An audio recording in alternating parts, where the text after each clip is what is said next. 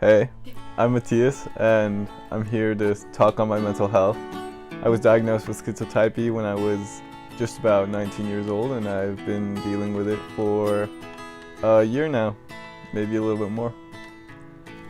Schizotypy, as the diagnosis as I fully understand it, means I'm prone to magical thinking. Early on, it took a definition in my life, the fact that it's magical thinking, as something synchronistic about it. Something like project my thought process outward and like see it manifest, even if it's not physical. Like the magic in it, I guess, comes from the ability to have these archetypical symbols show up in your life and essentially manifest psychology and thought processes in physical reality, and that has been the magical part. And I guess schizophrenia, on the counterpart to it, sort of implies a split in personality and people coming up with almost different egos and different entities that they associate with.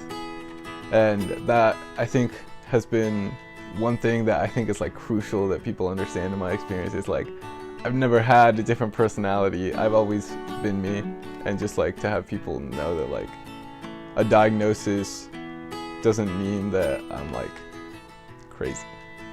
I guess I first knew I had it when I started hallucinating, and I started going through some tough times. I was up in Portland going to school. I was spending a lot of time alone. I guess it was about a 3-month process of like first break to a complete delirium psychosis. And so over the course of 3 months, I started having auditory hallucinations, and by the end of the 3 months, it was complete psychosis. They say that it's a reflection of your subconscious, and I think it took a lot of self-discovery and a deeper understanding of what I would now call like mysticism, to be able to like come to a self-actualization where I feel comfortable like with my life now. When I started experiencing these hallucinations, they say you talk to your subconscious, and I started to have a sort of realization that to some degree it was my experience and it was me expressing my subconscious speaking to me and my projection of myself or my shadow. But to another degree, there was definitely something other about this experience that was like external. I wouldn't say religious by any means, but like I said, mystic sort of experience to it, where I connect these experiences that were happening internally, to put a name to it, like voices.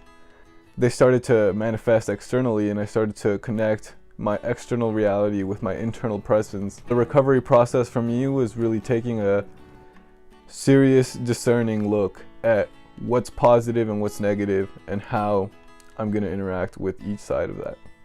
Reading was good to try and focus my mind. Music and art just has been a great way to express this experience, because it's not something I can just like rationalize or say like, yeah, this is what's happening. So it's kind of like, this is what's happening, and then I'll pull up an art piece and it'll be something wild, you know?